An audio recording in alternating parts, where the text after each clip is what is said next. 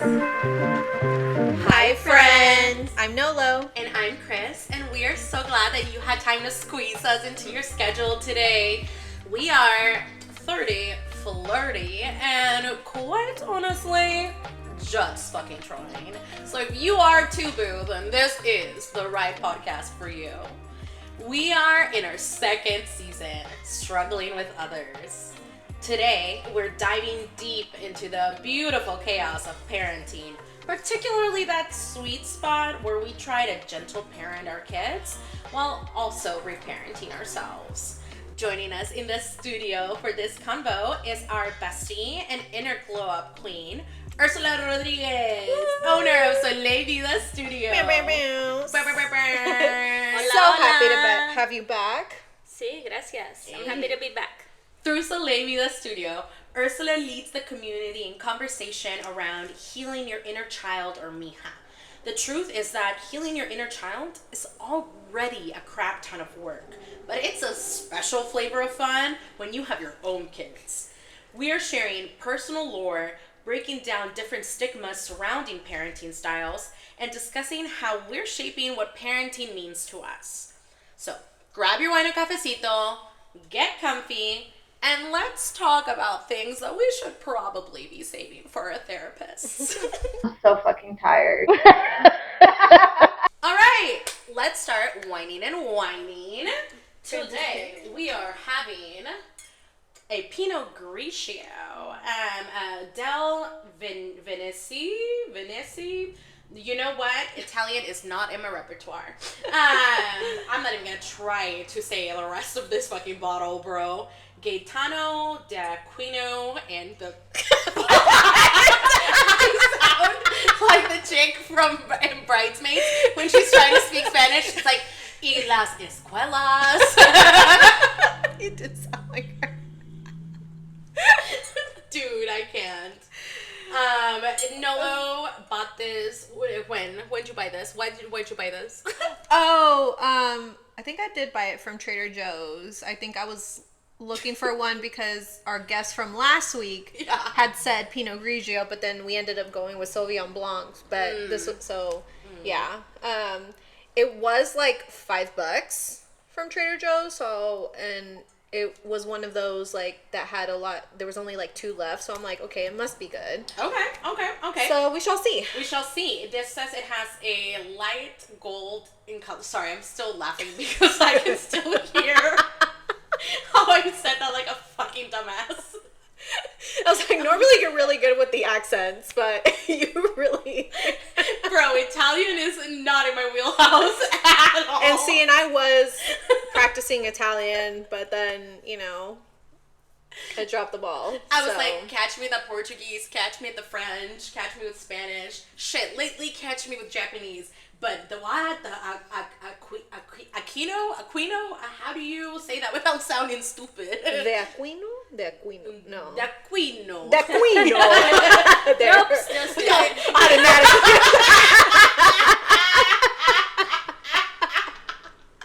A fucking read. Thanks, friend. That's what I'm here for. I need to be humbled every so often. I appreciate that. I do have too large of an ego for my own good. It's good for my health. Thank you. De nada. So this wine says it has a light gold color with a full dry flavor and pleasing bitter aftertaste. The sweet wine is a perfect complement for hors d'oeuvres and fish dishes. Compliments for soups and white meats. Whatever. All right. Okay. Well, let's drink it. So, Ursula is not a huge drinker, nor does she particularly enjoy wine. So when we were like, bro, should we do a non-alcoholic wine for you? She was like, What's the point? Yeah. Juice? Agua? But it's okay because I got her a chai latte earlier. Yeah, I was gonna say, please do not think that we did not treat our queen the way she needed to. She just already finished her little treat. La La Land. Thank you. Yeah, shout out to La La Land. Not sponsored, but we could be. I'm like, Nolo literally spent half of her life there, so. You know what? It's just It's just so good, honestly. It's so good, and I mean, I don't know much about their politics or whatever, but they're not opening up a store in the middle of, a war-ridden place, and we love that. So we love coffee that doesn't come with a little side of guilt. So I'm like, I don't need it. I got enough anxiety on my own things. I love them, honestly, and it's taking every ounce of me to not buy their hats because I just saw their hat collection and I was like, I've never actually, because I mean, I'm not like a huge, like, I see something cute and I immediately like, I have some self-control, but it's one of those things where I'm like, could not be me. I was like, oh my god, I just might, because it was just too fucking cute. Just might. Stocking stuffer. I know, right? Truly. I'm like, and that's a great time for me to plug the outfits that we're wearing. No, yes, for those of y'all listening to this on the pod and not watching the video on Patreon or YouTube, you're missing out. Should. We are currently wearing merch from Soleil Vida Studio. Nolo has my shirt on right now because I saw Ursula's merch and I immediately was like, I want one of that and I want one of that. And I don't know about want or I'm taking one of that. I'm taking. She's like, let's be real. I was like, add it to my tab, friend. Add it to my tab. So volunteer work is being appreciated, and I do pay with merch. So and you know what? I will pour myself out for merch always. Like, love me a good sweatshirt. I live in this hoe. It's wonderfully comfortable. You have on the In My Inner Glow Up Era sweatshirt. I got it in the like 2XL. Yeah. Perfect. It's so perfect. Literally, I wear it like it's my uniform. I'm not even gonna lie to you. It's your security blanket. It really has been this season, so thanks for that. And then Noelle and I are wearing our Soy Mi Inner Mija's Wildest Dreams tee, and it's a little crop top, so it's the cutest. It's really cute. It's the cutest. Yep, so find those online in my shop. Yeah. I'm about to take a sip of this wine. Oh, shit, we never tried the wine. That's so my bad, y'all. Chin chin? Chin chin! Okay, Yeti.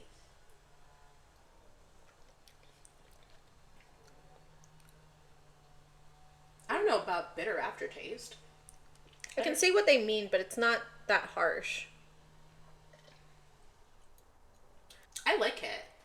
I think it's pretty good, because I was worried about Pinot Grigio, because normally Pinot Grigios to me are a little bit sweeter. Oh, really? But, yeah. Pinot Grigio tends to be my go-to, if I'm being honest. Because it's not overtly sweet, but it's not like, they're normally not going to be like hella fucking dry, you know? And that's, I don't always enjoy a wine that I pick up and it immediately like gives me cotton mouth, you know? Like I'm not here for red wine. Yeah, I'm like, why is it so dry? Like, but yeah, so no, I like this. This is really tasty. Yeah, I it's really genuinely would have no words to describe it other than light and fresh. That would be my description. Yeah. But I also am not cut out to be describing wine, so here we are. We should actually have a connoisseur at some point come talk about wines with us, and then we can just show how fucking ratchet and uneducated we are. We just need to do a trying episode of going to Fredericksburg and doing the wine tour and just doing all the wine tastings and sign me just up. a whole session of bitching too, because it's just a bunch of whining and whining. Yes. And it gets more unhinged as we get drunker. Yes. All right, next season. Let's do it. That's gonna be a special episode for the Patreon. Yeah. For the Patreon. Okay. Oh my goodness. All right, well, let's start actually whining then. Ursula, what is your wine for the week? For the day. Oh, yes, specific. Yes. Today is my heavy flow day. Oh. And it hurts mucho. So, yes, so here I am, sitting quietly and calmly. No, just kidding. My inner Mija is raging. You came in the door. You know the moment in Finding Nemo when Darla opens the door to the bed and they go, Yeah, you walked into this house and I was like, oh, she's on one. It's porque I had not eaten and I had not taken any meds. And this girl is not ready. And then cycle. And then cycle. So. Well, I'm best raging. believe we got our girl fed. Yes. Made sure she took our meds. That's why she's sitting there quietly. This is not the girl that walked into the house at the beginning. But just you wait, she's about to unleash it all during the episode. Just you wait. Just you wait. She's still on one. Do not be fooled. Oh, man. Nolo, what about you, baby? So your girl decided, because I'm so impulsive, is going to run a 5K on Thanksgiving. Woo! With 10 days to prep. Eek. So, yeah. Your girl's not a runner, but she does cycling and runs after a toddler. So I was like, that's qualified enough, right? But no, so I've obviously been training this week and sore as fuck. There are some muscles that I'm like, oh, I haven't used those in a minute. But the thing that has really been irking me is that I have been breaking out like more this week, which, I mean, I do break out from time to time, but I've had more breakouts and they're the under the skin kind. So it's like, worse, I did pick at a couple, but then there was two that I was just like, I cannot pick at them because then they're going to become humongous like scars on my face. And it's been taking everything out of me to not. So I've been putting all the patches and everything. You can still kind of like see them a little bit, like they're just like little bumps, but nothing obviously to be ready to be messed with. So I'm like, just don't fuck with it, just don't fuck with it, just don't fuck with it. And yeah, so it just, you know, sometimes when it's just a bunch on your face, it just makes you feel fugly, you know? I hate it. So I've been trying not to let it like send me into a spiral of like, you know. But yeah, that's my whine. I get it. It might just be from like, because I'm running outside. And then I'm like sweating and, you know, I'm sure I'm like wiping and touching my face. So I'm sure that's probably what it is. But I'm also like, why? Yeah, no, I hear you. It's really rough. Yeah. My whine, I don't know, life. Heavy. I don't know, the general pressure of the world. No, I don't really have anything specific this week, which is crazy. I feel like I typically come in here hot and bothered. So like, don't worry. Very clear in my mind. Guns blazing. Yeah. I'm just, I'm here. Okay. And sometimes that's just enough. And that is what I am giving. You are welcome. Thank you for welcoming me, and also you're welcome. Yeah. You're just struggling along, moving along, attempting to do the things, trying to catch up on all the editing that I said I was gonna do before I leave for Thanksgiving. Yeah. Well, you got, a few days before you leave out of town, so... Yeah. And you know a bitch loves doing things with no time to spare. Yeah. You know, we love doing things last minute, with a crunch deadline, with my, like, anxiety up to here and the crunch time. You know what? Actually, that's a lie. I feel like I say that, but I don't actually have a lot of anxiety when I am doing things last minute. Because you're just locked in. Because I'm just locked in. Yeah. Focus. And so like I hate it for me because while I'm doing, like, I get it done and I get it done in time, but leading up to me getting it done, I just have a bunch of anxiety because I wish I could start on it sooner and I just freaking can't. And the girlies that get it. I get it. The people that are like, what do you mean you can't just do what you want? I'm like, you clearly can't get it. Like, not on I the can't spectrum. tell you how frustrating it is to know you need to do something and to want so badly to do it, and for your brain, for you to look at it and still go, nope, and then choose to do something else. And as you're sitting down to do that something else, you're actively like kicking yourself for doing something else, and you're like, then do it, and you're like, nope. And you're like, oh, like, what? Make it make sense.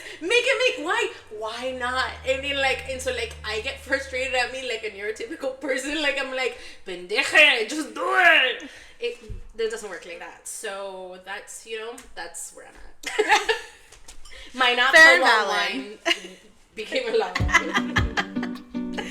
All right, well, now that we have released that negativity, let's go ahead and reset with a quick moment of mindfulness. So we can be present in this conversation. I invite you guys to join at any capacity that you can. We're going to go ahead and find a comfortable spot and close your eyes. And we're going to take some deep breaths. We're going to go ahead and inhale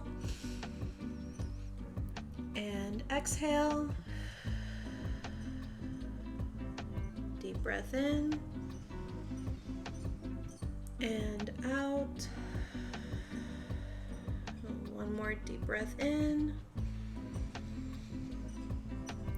and out. You can go ahead and blink your eyes open, shake your shoulders, move your head around, wiggle your fingers, and let's do this. We grew up swearing that we'll never be like them. Then inevitably end up hearing our parents come out of our mouths the second we start raising a child. We wished they had reacted differently when things went wrong, but as it turns out, in the heat of the moment, it's way easier said than done. It's jarring, triggering even, and you find yourself feeling guilty for inadvertently betraying younger you. But it's not like it's a conscious choice. In a perfect world, we would have the patience of Bluey's parents, painstakingly explaining everything and cleaning up after our kids without it sending us off the deep end. But in reality, it's much more complicated than that. Especially in a digital age where everyone has opinions on the right way to raise a child. It's impossible to not let the outside pressure amalgamate with your own unrealistic expectations of yourself on how to be the perfect parent. So let's start there. The image of the perfect parent in the media. I was watching Bluey at my friend Leah's house when I was watching my niece, and I was in awe the entire time because I was like, is this show for children or is this show therapy for adults? Oh yes. Honestly. Because what I was like, oh bro, that's how I wish I could react when my niece says something, like I'm like, oh, that's how you react to that in a non-toxic way. You mean I don't have to tell them, see what, that's why you don't run? Like, Yeah. What do you mean they can get the things done while they play? Like what? What is this concept? Did you also catch yourself crying because it totally Oh. hit? Oh, yeah. It God. resonated. Oh, yeah, Absolutely. And, Yeah. The amount of tears I've shed because of Yeah. Bluey is Yeah. insane. I mean, if you had just been allowed to clean up your room like a kitty, Aw. like, Yeah. yes, it's stupid to an adult, but to a child who can imagine being anything in this world, he's just playing. It's not hurtful. It's not harmful. Mm-hmm. And he's cleaning. He can get it done in a way that's enjoyable to him. Yeah. But it was one of those things where I saw that, and when Leah came home after she was done with her errand, I was like, dude, this show is insane. And she's like, it's bullshit. She's like, she's like, yeah, okay. Like, who's, No. Yeah. She's like, I wish. Who has time for that? Yeah. Yeah, I think it displays a lot of patience, not just on the parents, but also the kids. Yeah. Because in a perfect world, yes, we wish that the kids could communicate in such way to where they're expressing their feelings, they mean what they say, or, and where they do feel validated enough to share that, or at least listen to feedback. But the thing is, that's not always the case with the kiddos. It's, and I think even for, it's like neurotypical kids, the way that they respond versus obviously like neurodivergent kids, because I know that in certain ways that you'll handle it with a I can talk. The way that you would communicate to a neurotypical kid is not the way that you would typically do to a neurodivergent kid. So like, I wouldn't respond in certain ways because I know my kid wouldn't. He would give me no feedback. Yeah. You know, because we're still working on communication and such. So there are certain things like, yes, I can verbally say out loud and explain. Yeah. But unfortunately, he's not going to get it. Or maybe he does, but I have no way of knowing if he did get it or not. Just because there's that lack of communication. Yeah. So it's tricky. It's tricky because you're having to figure out, okay, I can't parent the way that I'm seeing on social media or the way that my parents, you know, raised me, because it's so different. Yeah. This is a whole different new territory, and I'm having to figure out ways of using those tools, but also making them my own in order for it to fit to, you know, my kids' needs. Yeah. So at the end of the day, we didn't go to school to learn how to parent. Mm-hmm. And then there's so many different parenting styles too. Yes. Yeah. So, and I'm only using like the ones that are explained like in a Psych 101 class. Right. Like the top three. Yeah, like the top three. Because obviously there's, super niche styles, but and obviously this is from a Western American ethnocentric like study. Yes, exactly. So we have our authoritative parenting style. So I think this is the one that's most commonly used, especially I think for us growing up, is, you know, you had the parents that I think there was a balance. You know, there's like, hey, I'm emotionally trying to connect with you, but also there are boundaries, there are rules there, you know. But I think a lot of it is mistaken to like, hey, do as I say, not as I do. You listen to me because I'm the parent. So it was more so like, I'm here and you're down here, you know, so you do as I say because I'm the adult. It's control, and it's more so control. You know, I do think it is control, but I think the underlying symptom that causes that, which is handed from generation to generation, is a lack of fucking patience. Yes. It's I do not have the time to explain this to you, or the patience to explain this to you, because I am also taking care of so many other things. I have such weight on my shoulders that I cannot take the time to explain this in a way, so it's just because I fucking said so. But it's just because I said so. It's because of society, right? So at the end of the day, society is fast-paced. We don't know how to slow down. We're trained, we're modeled to go fast.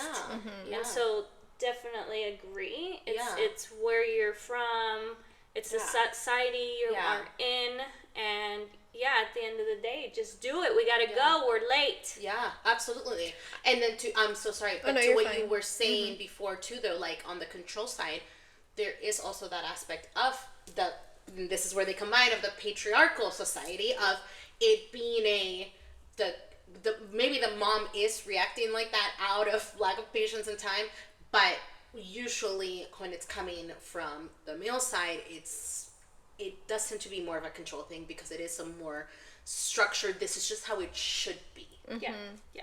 Yeah. What were you gonna say? But I was gonna say, I don't think authoritative, like it in a healthy balance, I think it's well intentioned. Right. Now we're gonna go into these other two where I think there's kind of like a mix up in the parenting style. So we have like permissive. So that's where, you know, there's high emotional connection, because, you know, you're catering to the kids' needs and wants, but then also when it comes to discipline, it's like kids will be kids. You know, like it's all right, you know, let them do what they want. So that's and I think a lot of people confuse that with gentle parenting, because they think just because we're emotionally connected and we validate their feelings doesn't mean that we just let them do whatever they want. But if we give them a pass and then they are able to do whatever they want, then they hit society, they go to corporate, and then they're like slapped in the face. So, double-edged sword. Well, not only that, but it's a lack of responsibility for actions and for behavior that then we start carrying as people.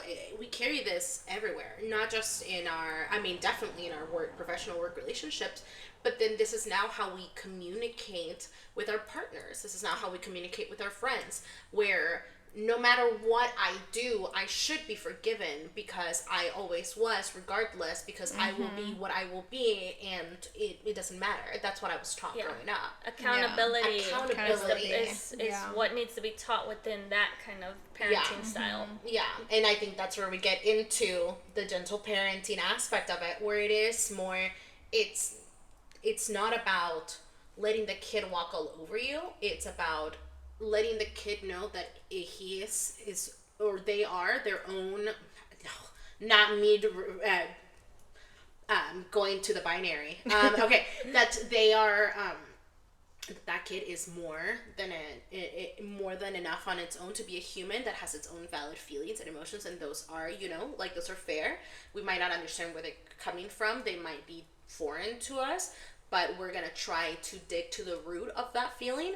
And once we understand that, cool, now we know that. However, regardless of, now that we know that, the next step is also talking about the next steps, right? So, and what does that look like? It looks like accountability. It looks like repair. Boundaries. It looks like boundaries. It looks like, and so there is a discipline that is involved. Just because it's not taking a belt out and disciplining right then and there doesn't mean that there's not a, okay, well, listen, we talked about this. We talked about your grades continuing to slip and you're not paying attention to this. You're playing games and you're doing this stuff. Like, I'm trying to understand where this is coming from. Okay, you're feeling like you've got too much on your plate and you're feeling like you can't do your homework. Okay, great. Glad we communicated on that.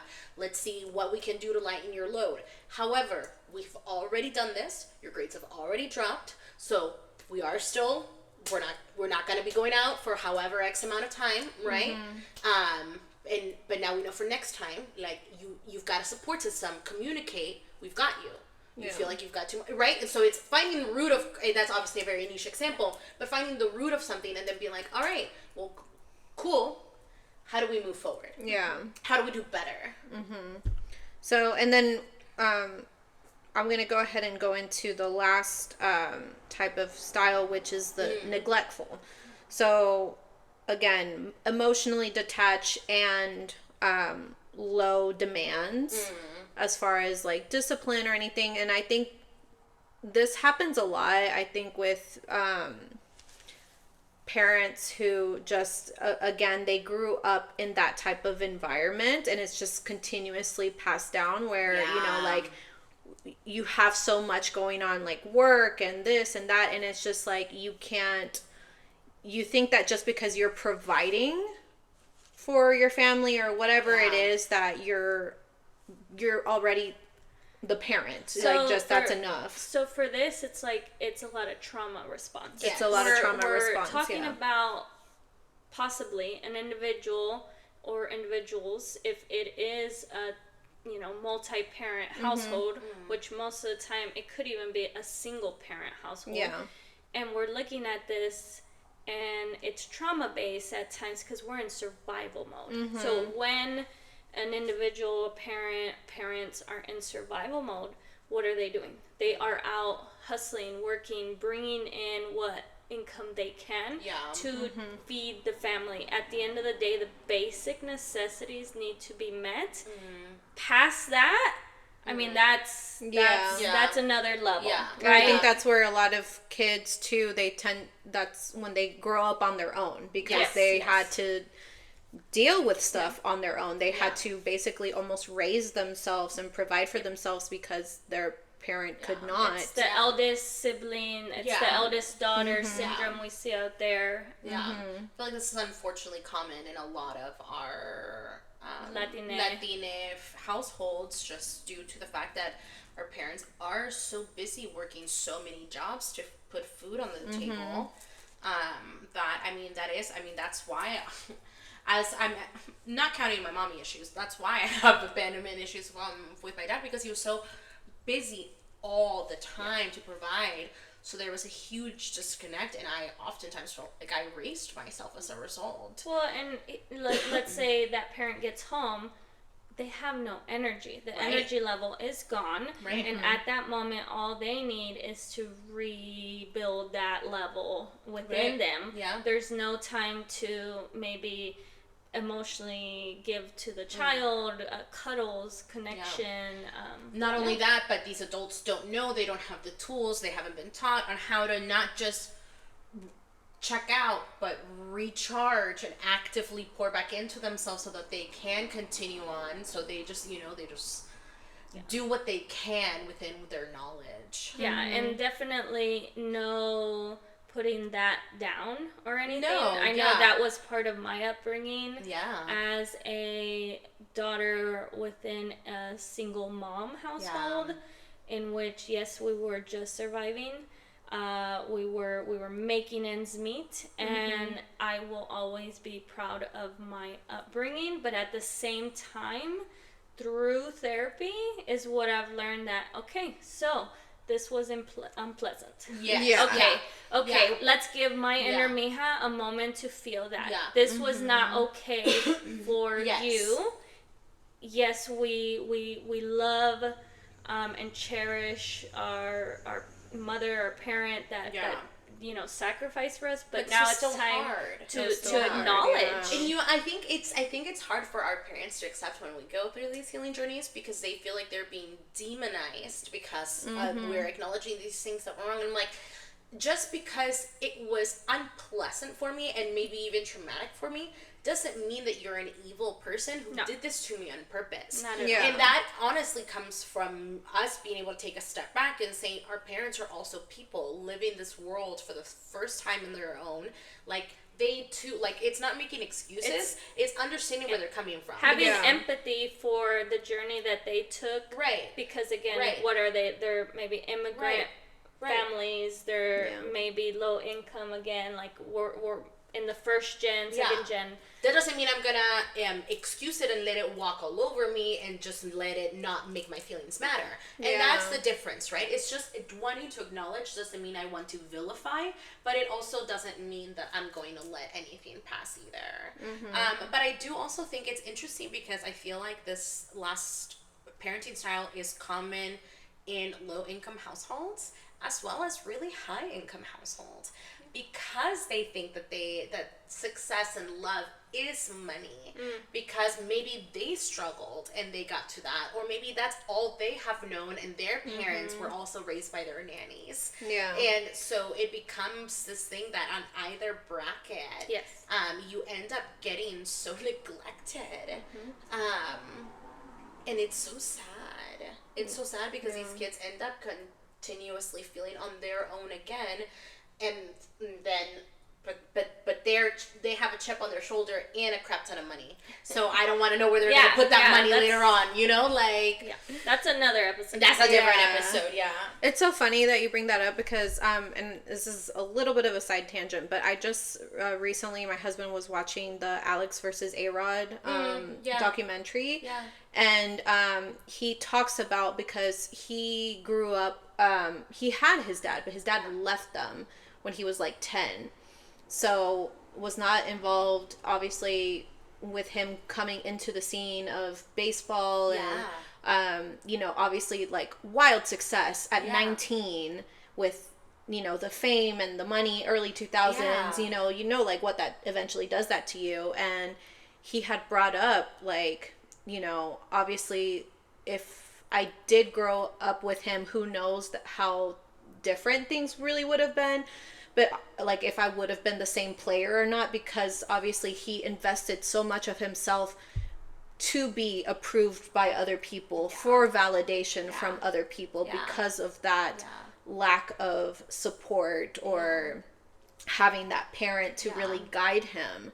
So I think it's just interesting how it reflects onto us for the world, because if you didn't grow up with that validation from a parent, that emotional connection, we do seek it out in the things that we do. So very interesting that you brought that up, because to me what you're saying is like, he was going through a moment in which he was looking at a different scenario for himself. I think that that's really what happens when we start kind of reparenting ourselves. Not only first are we acknowledging what we went through, you know, the reality of our situation. Maybe there's sadness, there's a lot of, you know, moments in which we're kind of like hurting for what happened to us. But then as we continue forth, and, you know, in therapy for myself particularly, I then started to look at, like, okay, so this happened, but how do I reparent myself? Yeah. So it's kind of... I mean, it comes back to taking responsibility, right? Because at some point we should have been taught to take responsibility for our actions and our feelings. We weren't. So we let the feelings of others around us not just influence how we feel, but also how we behave. And now we have to take a step back and say, hold on a minute there, partner. This is a little bit too much for the situation. I catch myself oftentimes talking down to myself for the dumbest reasons. Like, I'll drop something in the sink, and I'm like, gravity. Ay, que pendeje. And then I'm like, or maybe we're just neurospicy and a little clumsy. You know? Or maybe it's fair and valid to just be clumsy in general. I mean, think about this, how fast it is for our inner critic to jump out, and giving ourselves grace that, okay, right now in this portion of our healing, that's gonna happen. Okay. Yes. Now we heard that, and we're gonna kind of fight back a little bit, right? We're gonna tug a war here, and we're gonna say, you know what? No, it is valid that gravity sucks. Yeah. It's such a conscious choice to take a step back nowadays and say absolutely not.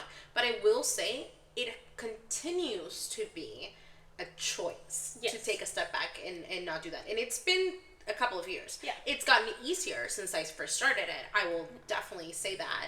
It gets easier because you were acknowledging it. You were becoming aware of it. You were giving it a moment of time, meaning you were sitting with yourself, evaluating who you are. And then for me, when doing so, unfortunately, I saw a lot of things I hated about myself. I was like, ugh, yes, yuck. Yeah. Like, I cannot believe how pathetic. And then we do have to go through that moment. Yep. And then we go through okay, now we're going to give ourselves grace, and we're going to acknowledge that truth about ourselves that is unfortunate because it is written in our blood. Right, because it is, and the only way for the only way for us to move forward is to acknowledge it. Yes. You can only get better if you acknowledge it. Sit with it. But that's the key, you know? Until you have that come to Jesus moment, it's really hard. Dark night of the soul, some call it. Now, add a kid or kids on top of that See. healing journey. I chose not to on purpose. And you are completely valid for that, because it is a whole different ball game when you add kids to it while you're on that healing journey. And that's why I've been such an advocate for a lot of my friends who, whether they do want kids or they don't want kids, but I'm like, heal yourself. Yes. Go to therapy, please, before having kids, because there are so many wounds that open back up even after. And you may have done the whole therapy. I have done therapy, and then I had a kid, and again, there are some wounds that just kind of open back up, and you have to learn how to work through those. But at the same time, like, on the days that you're overstimulated, you're tired, you haven't had enough sleep, or whatever it is, and then you're having to find the grace. It's so much easier said than done to find, like, okay, don't let it overconsume me, don't let it, but you're very quick to react to what you're used to. Yeah. Well, and it's beautiful that you said, like, you were able to actually begin the therapy and the healing prior to, but there's not those individuals like myself that did not do that. I actually got triggered into that process. Yeah. Here I am, second kid. I have my daughter, and then I have my son. And my son's young still, a little baby, and my daughter's about 3. And here is the mirror image of myself. I am seeing my inner Mija come out through her. I am seeing the anxiety that I possess at the moment. I am seeing the people-pleasing tendencies that I also possess. Don't you love when the universe throws a mirror right in front of you? Right smack in front of me is this little people-pleasing perfectionist beauty. And as she's looking at me, and I'm looking at her, my inner Mija, even essentially, like you said, that mirror reflection, that's when I got so triggered to then go on my healing journey. And sometimes that happens. Sometimes we don't begin until after we have the children, until maybe they're older. And thankfully for me, it was a young age in my child's lives. And you know, here I am, about 35, going into this healing journey. And thankfully that did happen so that I could jump into this healing journey. And what did it look like? Yep, it looked like depression. It looked like, you know, complete burnout that I had to rest and sit with myself. And again, see the ugly. It's like cleaning out a closet. Yes. It's gotta get worse before it gets better. The explosion of everything on the floor, everything all over the place, to then sorting out the piles. See, for me, I, shortly after leaving TCU, I became a nanny, a live-in nanny to a family with 5 kids in Dallas. I won't say what area, but I will say that it was a very affluent area, and they wanted not for anything. Okay. Yes. Got it. So I was the type of nanny where if the kids woke up in the middle of the night with anything, like, they came to me, right? The mom was there to mom without any of the day-to-day little things, but also without some of that. I'm not trying to judge, because I understand having a nanny, but I had a nanny and I still went to my mother in the middle of the night but she has trouble sleeping. Again, I'm not judging. I get it. She has insomnia. I get it, and I'm not in her shoes. But it was one of those situations where the kids said anytime they had an emotional distress, they knew to come to me. They emotionally connected to you. It's beautiful in itself. And but it's also like they were already used to that before I got there, because I was only there for a year. Gotcha. So that this was a pattern of behavior that was already instilled in them to run to the nanny, right? And I'm not gonna lie, especially with the teenagers, there were so many moments when I immediately saw my lack of because I mean, there was, looking back, the child also ended up going through a queer journey and all of these things, and like there was so much that I saw reflected in one of the children that was very artistic and also performance-wise, and some of the struggles that they were going through at the time, and it scared me and it overwhelmed me and it triggered me, and I saw how all of the worst things that I had seen growing up were coming out of me. And after I left the job, I was like, I cannot have kids until I'm healed. And then I ended up having all sorts of health issues, and then I was like, I just shouldn't have kids, period. But that's a different story. But really, it was one of those things where, and even now, like, we are waiting to foster or even think about adopting until I continue, because unfortunately my healing journey has been paused by world events. We're not healing anything this year. We're just living. Surviving. We're surviving. We're flexing our tools. Yeah.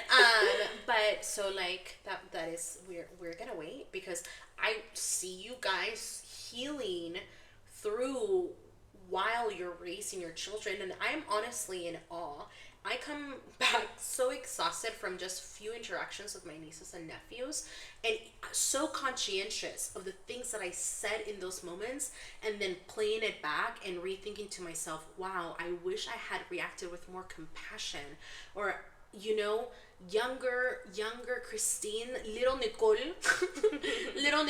for dropping the lore, would have wanted someone to react so differently to that, and feeling so let down with myself. And that's just with my nieces and nephews, bro. Yeah. Well, and at the end of the day, the thing is, there's never a good time, right? If you're waiting for, I'm healed to have a child, let's be real, that's not gonna happen. Nah, I resigned myself to my 40s. It'll be whatever it is. Healing is a journey, and we are, when one stage is passed and achieved, the next stage comes, and it is deeper and harder. Yeah. Oh, absolutely. So there's never a perfect time, but there are tools and things that we can use to then be able to go through the journey alongside our children. No, absolutely. Especially because, with every year comes new challenges as well. Yes. Like, trust me, I need to go back to therapy, but, it's weekly therapy for me. Yeah. Privilege, but I need it. We're on a budget, so we just went to monthly. Yeah. But, I mean, you do what you can with the tools you have. And and there are some resources too, obviously. Like, if you are, I think, in tune enough, or at least aware enough, like, hey, I do need help in these certain departments. Let me see what resources I can get, or friends that can provide that support. 'Cause trust me, I've gotten so much free therapy from Chris, just regurgitating, their weekly therapy sessions. Yes. This is a trickle down. This is a trickle down therapy household. Okay, listen, I pay good money. Yeah. I pay good money to have a very smart woman tell me how I should live my life. I am happy to share it with y'all. Share the wealth. Share the wealth. Am I listening every time? But am I gonna share it every time? Hell yeah, I will. Nolly will start on something, and I'm like, Perla would probably tell me. What would Perla say? Exactly. WWPD. Oh, man. But it's crazy how even, speaking of triggers, like how our behaviors, like when our kids do something triggering, how our behaviors come out. Because sometimes it's not always as a parent figure. Sometimes it's our inner child, like, As I looked very worried about this topic. No, because this is such an ugly side to parenthood that nobody wants to talk about. Yeah. Yes, I know that my inner Mija, as I've been healing and learning about her and giving her the things that she needs and love and acceptance, when my children start acting crazy, I get so triggered, and mainly because as a young child, I had older siblings, so they were like teens, and I'm still very young, and then they're out the house, and that's when I'm in like my elementary school years, so I didn't truly have anyone to play with. I didn't have anyone that actually would find interest in me. It was mainly like, leave me alone. Again, they're teenagers, valid. They shouldn't be taking care of me. But that's success for you. Yeah. Success for you. But here I am. So I am isolated, alone as a child, and then I have now my 2 children who I am so happy that they are friends. They get along. They're a little less than 3 years apart. So they're getting along, they're having this beautiful sibling, nurturing relationship, but then at the same time, then here comes the tantrums or the moments, and then I start feeling like another child sometimes, another sibling, like I want to kind of play off their energy. I very much absorb energy, so if they're in their little toddler, young kid bickering, then I'm in there, right? Yeah. Like, I want to get in. Oh, yeah. Well, 2 of us can play this game, Buster. You want to be petty? And me too. So my inner Mija is, as I'm healing, she's coming out, and she's coming out in ways that sometimes feel very sibling-like. And as I did not have control of my sibling relationship, I had no control. I had nobody to play with. So I am here as a mom. Then all of a sudden, inner Mija comes out, and she wants to kind of lead the two kids, right? Like, dude, listen to me, and like, hey, no messing around, or I really want to kind of bully them, to be honest. Well, I mean, no, that's so. I'm like, I feel like sometimes it's just it's playful. It's all in good fun. Yeah. It's how a child would do it, And I feel like these are things that we don't acknowledge as adults that we sometimes do. Yeah. It's our inner child or inner teenager tends to come out around our kids or our nieces and nephews. And I think that's the tea with some boy moms. Their inner teenagers coming out, and she did not get a lot of love in middle school. So I'm like, and she should have been told she was prettier from a lot more, like, I'm like, that's why you're being weird with your son. You should have been told prettier, but you should have been told a lot more that you were prettier. And this is like, I feel like sometimes, all jokes aside, because I am joking, no hate to the crazy boy moms. We love you, weirdos. So there's, I do think our feelings that come out, once we are able to acknowledge whether it's our inner child or inner teenager, we're able to kind of put I get it. This is informing me on what I feel like I am missing. Yes. It doesn't have to necessarily affect my behavior. It can, and it will. But, it going forward, maybe I don't want it to affect my behavior, but now I know where this is coming from, so I understand myself a little bit better. It's teaching. I can now go forward with this knowledge and know I felt like I was missing this, but now that I'm an adult, I know that this is either fulfilled or how to fulfill it in a healthy manner. Yes. Yeah. And for me, the bullying is because I didn't do that. I wasn't allowed that. I was the good girl. I was the follow the rules, be quiet, listen to teacher, do all the right things. Never talk back, never play around, even with other kids, never fall back. So what did you do, pendeja? So what did you do? This bitch came to my house.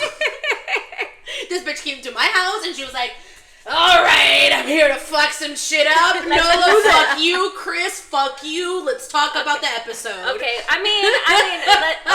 okay. Tone it down, because I'm still at my inner Mija, not quite teenager stage. Okay, so that's fair. That's fair. She playfully came and knocked over my plant like a cat, and Thank you.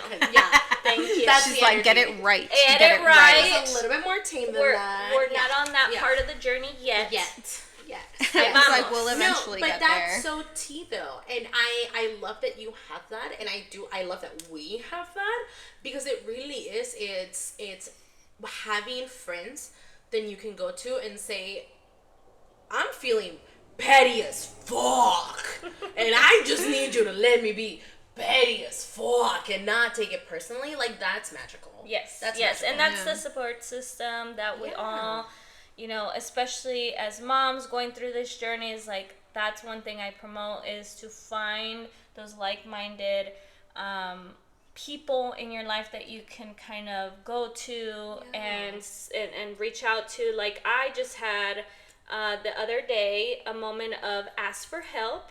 So a friend of mine who was here on y'all's podcast, Ruby.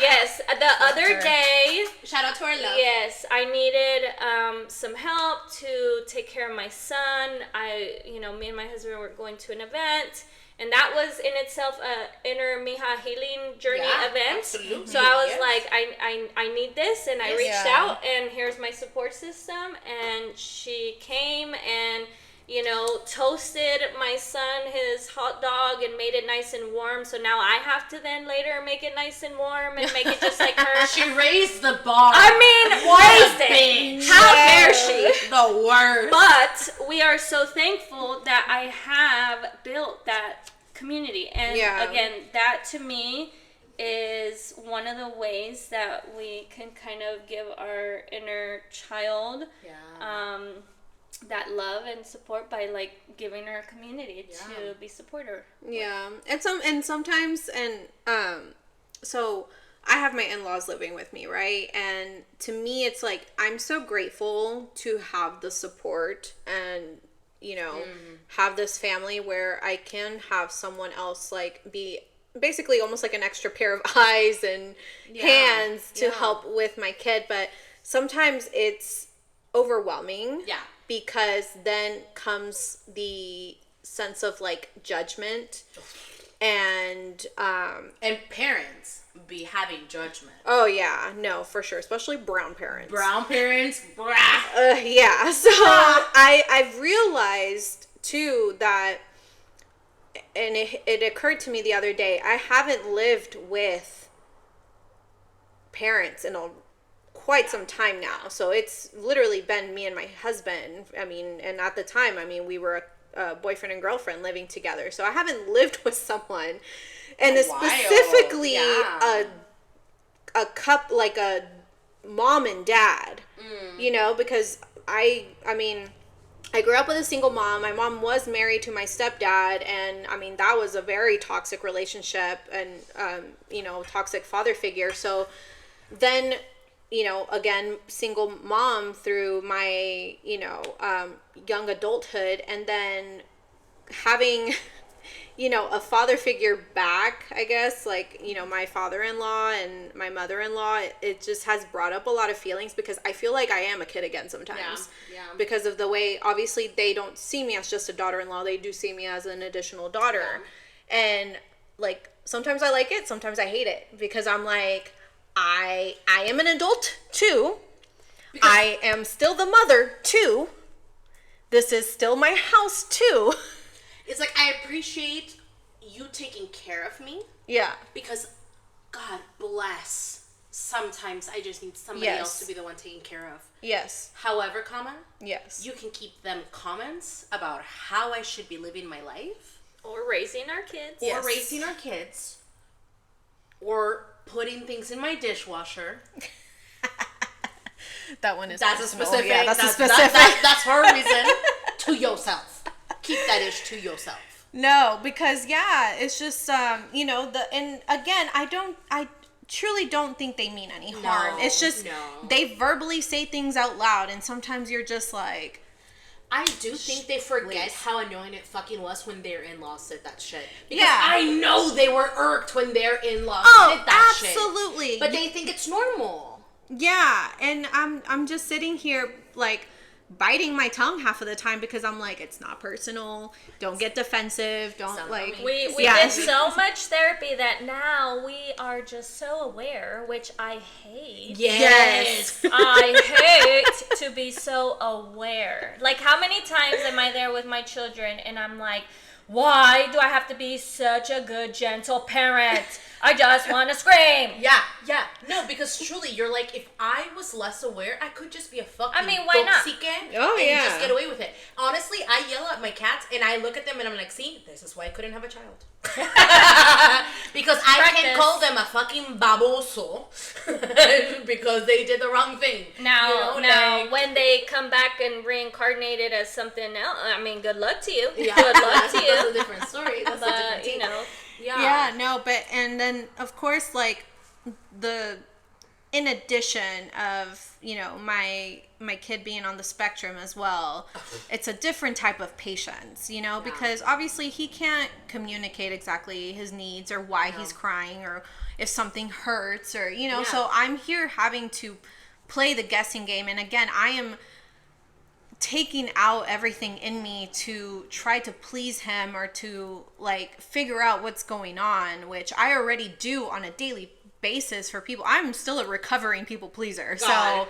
So raise your hand. Raise your hand. Fuck that shit. I've been in therapy long enough. But it's hard. It's so hard. It's so hard to just kind of like, okay, I don't need to be doing all of this, but it's hard not to, because like it's like you're going back into survival mode and you go back to your old ways. So it's like I am aware of this, but at the same time I'm just trying to get through whatever it is that I have to get through, especially when it comes to my kid. And I'm like, I just, and again, I get advice or comments from other people, and I was just like, it doesn't work that way. It doesn't work that way. Trust me. I'm such a research nerd. Trust me. I have read all the books. I have listened to all the talks, all the TikToks, all the it's insulting that you think I haven't thought about this. Exactly. So when someone tells me like, oh, well, have you tried? Yes, I have tried. Yes, I have thought about it. Yep. Yes, I have done the research. So like if I add something to my routine, or if there's some battles that I pick and choose my battles at this point. Yeah. Because at the same time, like, I want to raise a happy, like, good kid, a kind kid, which he's, and again, sometimes he is, and sometimes I have to remind people too, because he has his own little personality. He does not care for other people at this time right now. He just cares about his mommy and daddy, and that is completely fine. Yeah. And I have to tell people, like, listen, it's not personal. If I'm around, or my husband's around, he doesn't care for any of you guys. I think the tea in all of our podcast episodes comes down to, it's not about you. Yeah. It's like, it's not about you.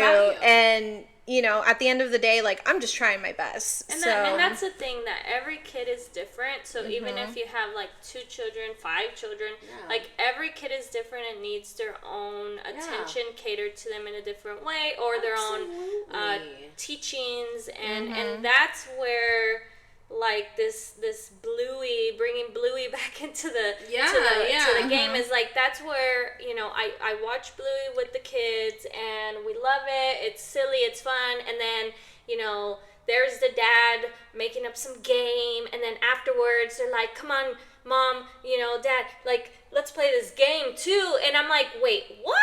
I don't know how to play. That is a learning, something that's been trying in my relationship as a mother, in my journey, is that, like, I really struggle to play. I don't know how to play, and I bring this up in therapy because, as a child, I was parentified. Like, as a young little girl, I would say, like, 5, 4, like, I'm looking at my family, my single mom, and my siblings, my sisters, and I'm looking at it, and I'm like, I wish I could be the oldest, so that I can, take care of my mom and do the right thing. Because again, here I am, that, like, people-pleasing good girl, like, I'll do whatever it is, mommy, I'll eat the mushrooms, like, whatever you want. There we are, breaking the cycle. Well, we are having to care for our inner Mija, our inner child, while parenting. Noelle, looking at you. Well, and Noelle, I mean, is looking at 3 different, you're in a unique situation where you have your gentle parenting your child, yourself, and a generation above you. Yes.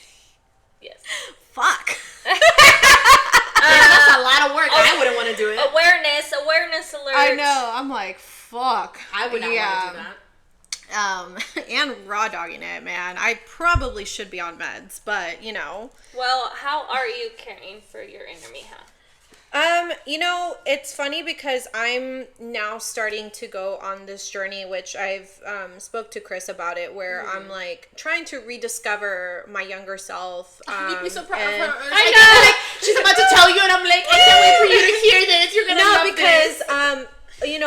I recently, and especially being here often, because I'm at Chris's like 3-4 times a week. So loves me. A bitch lives here basically. She loves just me. Doesn't have their own room, but this soon. Yeah, right. It's in the works. I'm moving in full air, okay?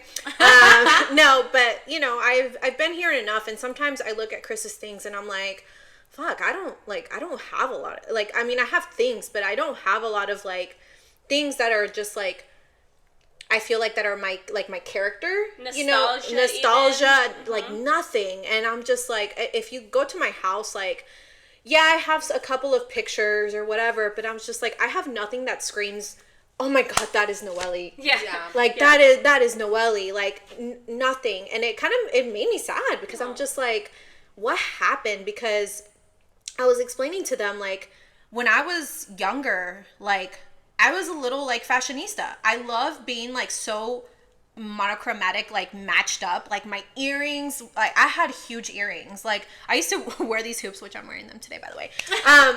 But like I used to have like super big, like, you know, over the top earrings that I would match with my outfits, or even necklaces. And like, and you see me for the past few years, like I wear like minimal, you know, like little dainty stuff, you know.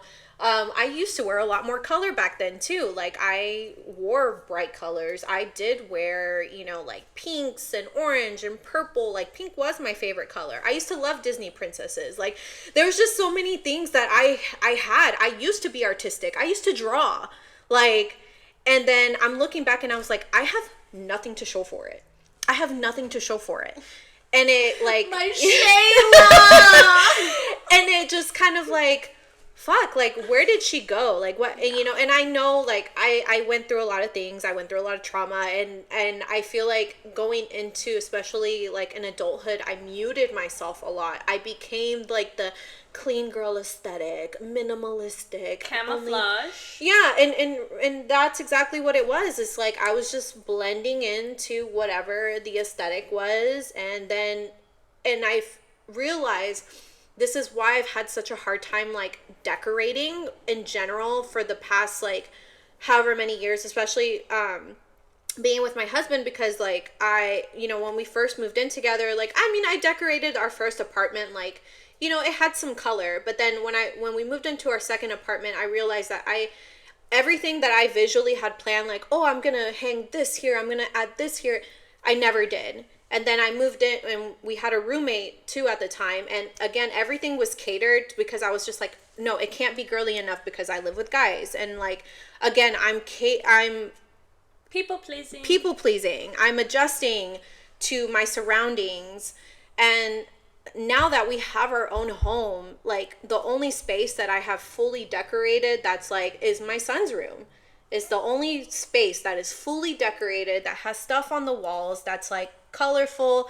Everything else is very muted. And I'm like, and it's so hard to like, okay, well, what aesthetic am I going for? What colors do I want? And I have an idea, but at the same time, I can't get myself to execute it because what do I like?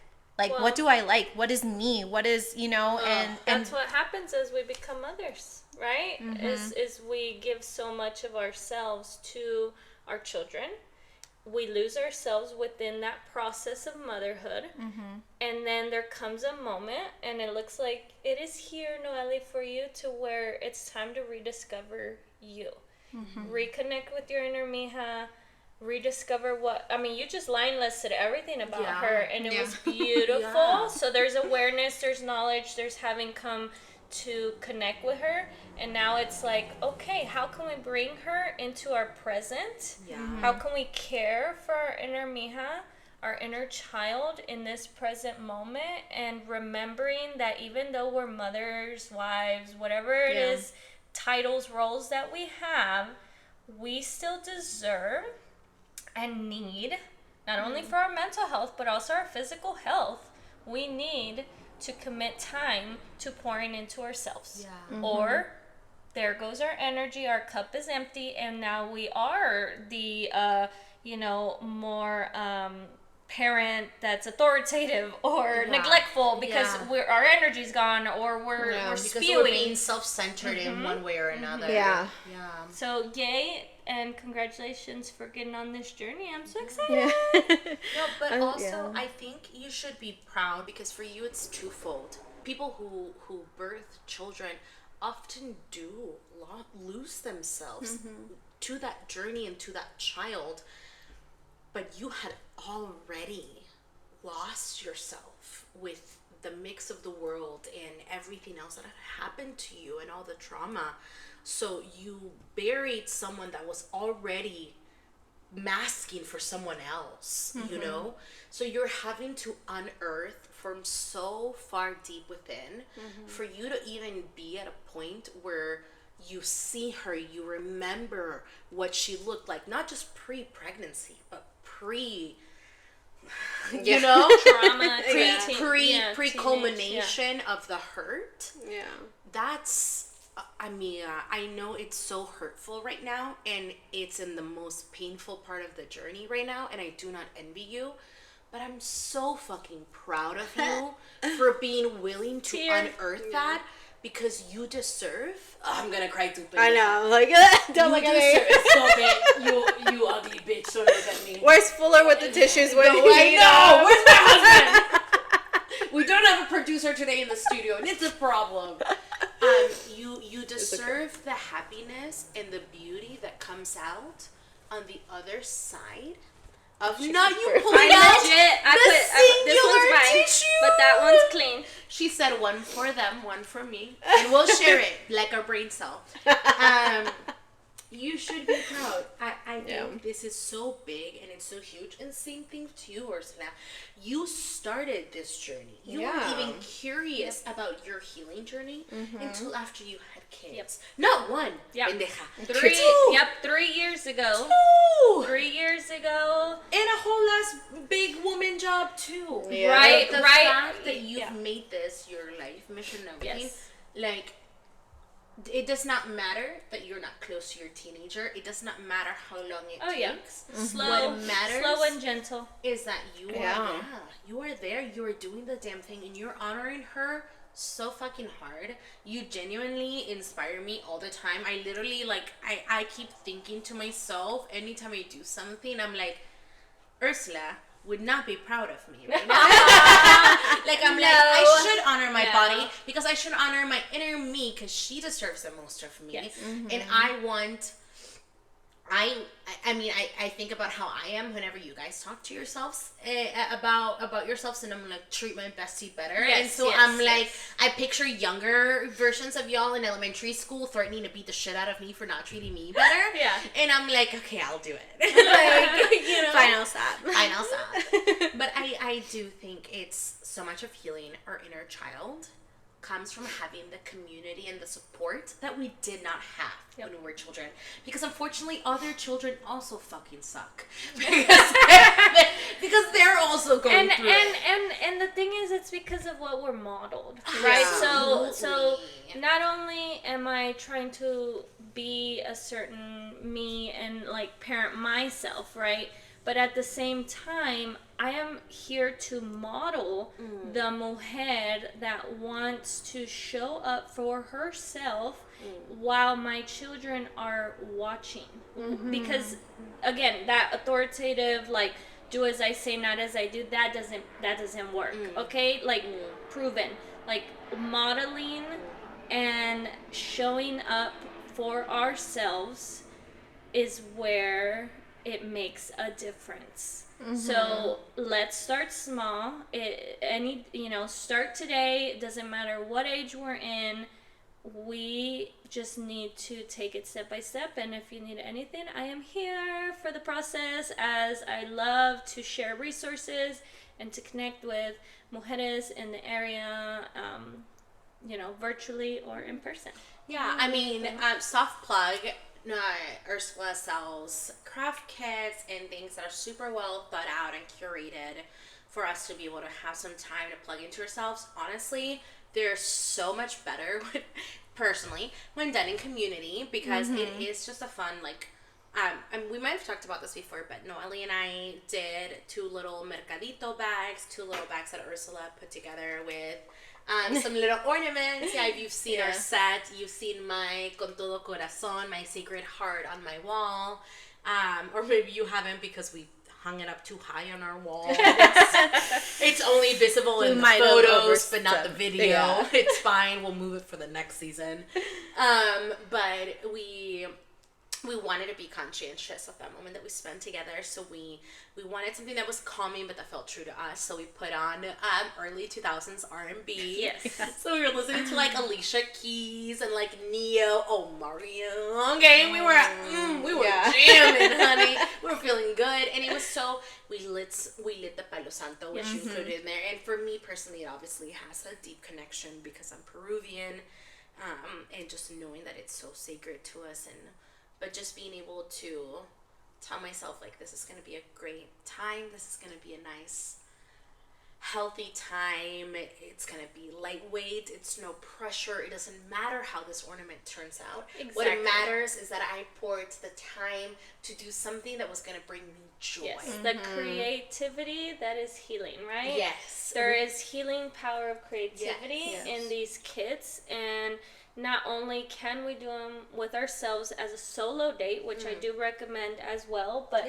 bring along a bestie or even with your child. That is one thing that I do, not only to kind of parent myself, but to play with my child. As I struggle to play, I learned. Because you know crafting. what they do? They don't give a fuck about it being beautiful or aesthetic. Nope. They want to be able to do what they want to do in that moment. Yep. And there's so much learning from that. And connection. I was painting my conejito Maya Lebrige from your other, from Also her available. other kit. Also available. But while my niece was painting Leah's kit, it was a different play date. Well, she was painting a pumpkin, and all she wanted to do was paint. Yeah. And I was like, you know what? You're right. It doesn't matter how the paint ends up on the thing. Al fin del día, hay solución para todo excepto por la muerte. At the end of the day, there's always a solution for everything except for death. Yes.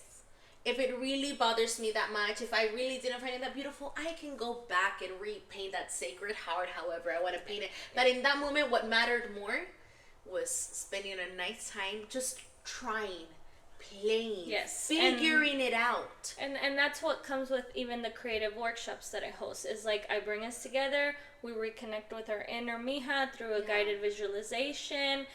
Once there, I say, let's play, let's enjoy, let's not, leave your perfectionist at home, you know, and just be in the present moment. That's why we're grounding ourselves in music and through the smells of the Palo Santo.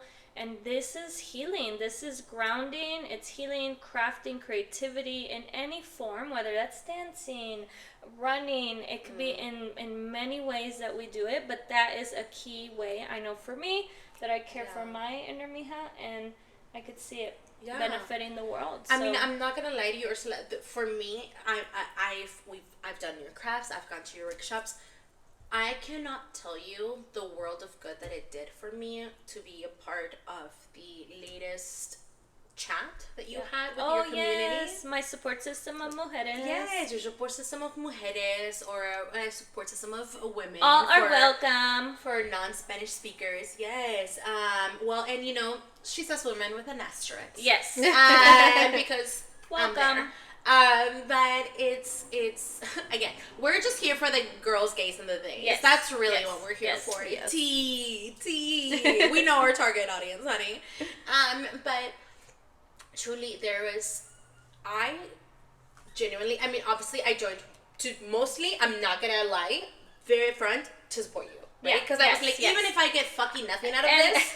Even if I end up logging off, I'd be like, fuck it, drag you. Yeah, I'm like, at the end of the day, I showed up, I supported my bestie, and that fills my cup. And that's also what I communicated, right? As the things that give me joy, as a relationship within community, is like just showing up. And so you came to one of the Support System Mujeres chats, and that came to life because I was like, okay, well, one, I needed community. So this was, 3 years ago in the needed community. I'm like throwing out there, Support System Mujeres chat, anybody connect with me. That was more one-on-one. Who wants to bitch with me? Yes. Whatever. Basically, one-on-one, virtually or in person. And then as this year rolled around and we were all in the thick of it and in political, societal, everything that is kind of attacking us and our community, I was like, okay, how do I show up for this? Because again, showing up is very important. So how do I show up for this What can I offer my authentically? Community within my means and resources that feels true to me? And for me, I am still struggling to be bold and strong and advocate and protest, and those are very scary things for me. So as I am growing again, slow and gracefully, I just knew, okay, I want to bring together a group, and virtual is best, as I have grown a large community within the United States. I'm like, let's do virtual. I even, now have people coming in from Peru, and, Roxy. Hi, Roxy. We miss you. We'll come visit you, baby. Yes. Once a bitch has a residency. What?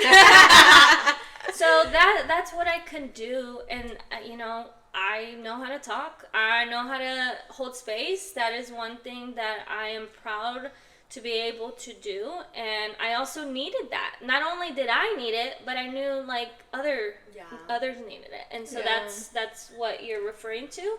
And I'm gonna continue that forward in the year. No, honestly, it's great because even I know you were not at the one session that I was at. No, but I was the one prior to that, and that's actually how I met Ruby. Yeah. Now that I was thinking about it, I was like, no, that's where I first Yes. initiated conversation with Ruby, is because we met there, and we had a lot in common that we were talking about, and then we started following each other, and then that's the goal, is build community. But you know what it is, Urs? I think you open up such a genuine space for people where they feel like they actually can show up, fucked up and all. Yes. Gracias. And so people show up with their broken wings, ready to talk about their broken wings, maybe mildly ashamed, but still unabashedly, and we're all able to lightly care on each other's wings. Yeah. And it was so fucking nice, dude. And what comes out of it at the end is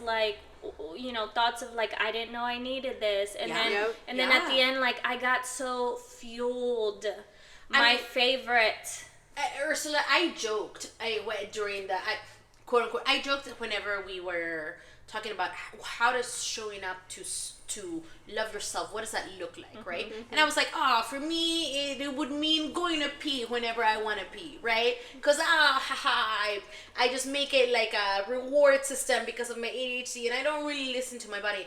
But this has been a huge thing that I've struggled with for a very long time. It's real. It's not listening to my body. Yep. Not just because of my ADHD, but because of all of my physical pain and trauma and being gaslit into being told that I don't have this physical pain that I live with. And so there's so much that I've ignored in my body but you guys were like, that's fucking awesome. Yes. Go pee when you star. feel like you should pee. And I was like, oh. Interrupt, please. Okay.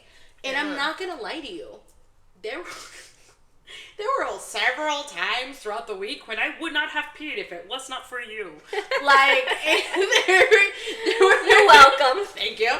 Yeah, my entire body thanks you. There was just so many things where I was like, oh, I gotta think, it'll be fine. And then it was like, no. We said we wanted to show up for ourselves in this one small way. They asked us one small way that we could show up for ourselves. What would it be? Yep. And I said this. Now is my opportunity. I have registered it. Yeah. I have acknowledged my ADHD and the fact that I want it to be a reward, and I have acknowledged the fact that it's fucking not. It's no. So now, it's my conscious decision. I'm also on meds, but it's my conscious decision to roll out my office chair and say, no, I'm gonna go pee because I deserve to take care of my body. Yep. And the amount of times that I was like, fuck, I did not think that this session would pay off like this. I was like, and it's, I sound like I'm doing an ad and it was a free session, but really, like, yes. it's just being a part of the support system of Mujeres, which is free, and being able to be I was genuinely, I didn't, like they said, it's cheesy, but I didn't know that I needed it until I was in it, and then I was like, fuck, I hate when your therapist is writing the small shit words. Yep. God damn it. So here I am, and I, again, these are the moments in which I am just so aware that, leaving the burnout of my corporate job was the right thing, because this is the mission, is to create a community of mujeres who want to be seen, heard, and creatively work on our inner glow up. Yeah. And again, that starts with community in my eyes. And that is what I want to bring together. So now the problem sometimes is when the cost of healing affects others in our current community. Yes. And that unfortunately, as I have gone on my healing journey now for 3 years, it has lost me people in my life. And it took me actually until episode Struggling with Friendships that I was able to heal and kind of release, actually. Like, release the pain of the loss, the grief. That's episode 10. Go listen to it. And yeah, so there is a lot of costs, and I know for me it was other friendships that I had, and so I don't know about any other costs. Have y'all endured that as you've gone on your healing journey? Oh yeah. Yeah. Well, I mean, I think again, it's not that I lost certain friendships, but I think it was more so like loving at a distance, because at the end of the day, especially at this stage of our lives, we're all living our own lives. We all have our own shit. We all have our, jobs, families, whatever it is. And, it's hard not to take things personal, especially when you were so tight at a certain point of your lives. It's constantly reminding yourself people have other lives. People have other lives. Yes, exactly. But it's also being self-aware enough, like, okay, this journey, unfortunately, if this person cannot handle it, or not necessarily handle it, but if they aren't on their own journey and capacity to where it's not lining up, then it is okay to kind of take a step back and be like, you know what, it's nothing personal. It's just, it's not what I need right now at the moment. And I just have to take the time to focus on me, because at the end of the day, I mean, you have to take care of you. Yeah. You have to take care of you. Yeah. And then as a parent, taking care of our children. Exactly. Taking care of your kids and their needs as well. So it is taking a step back and kind of like reframing what the relationship is. Yeah. And being like, you know what, I don't hate you. I don't, there's no ill feelings or anything like that. I just know that you're on your own journey. Unfortunately, it just does not align with my journey. And I love you, but I'm going to love you from over here. Yeah. And, so it be. So whether it's communicated or not, I feel like sometimes, you do have those friends where you have to verbally communicate that, versus other friends that, they're just like, I see you. I hear you. Yep. Go do you. And then when we're ready to reconnect, we'll reconnect, you know? And it's like, and if it doesn't happen that way, to where it comes to a fall through, it's just, shit happens. But again, it doesn't mean that you can't still be grateful for the times that you've had. Season. Again, go listen to episode 10. No, for me, I think I'm fall in the boat where a lot of people who go through their inner child healing do, where when they became more in tune and in love with themselves, they fell out of tune and out of love, or started having bumpy relationships with their parents. Yes. Right? Mm-hmm. Yes. Or other family members, whether it be siblings or cousins or tios or tias, people who've lived within the same mentality of this is how it is and this is what you should do, that whenever you start being like, you know what, that might be cool for you, but I don't love that for me, that they want to be like, no, well, it's for me and for you. Yeah, well, it's triggering. It triggers their own inner child, and so if they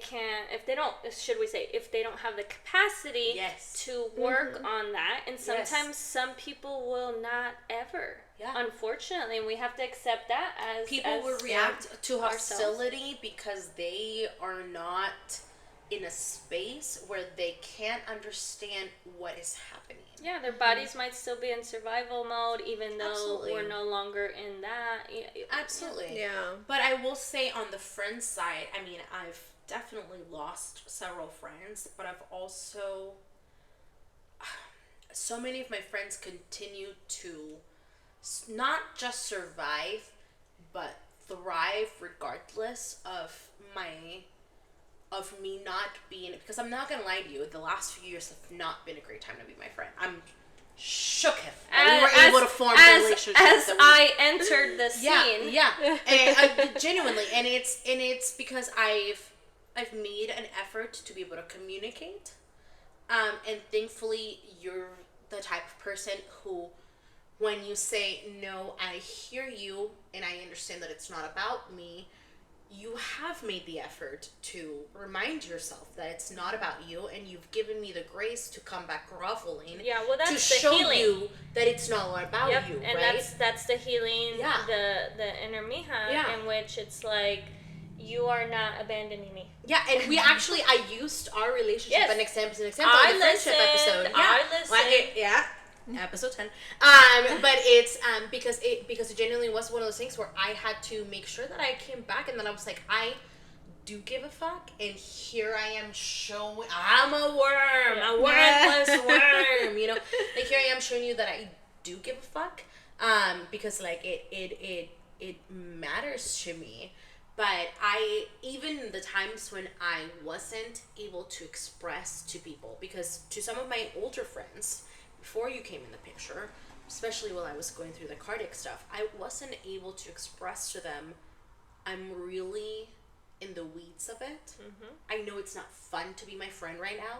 I know my anger is coming out 24/7 and out fucking everywhere, and it's coming out in shitty ways.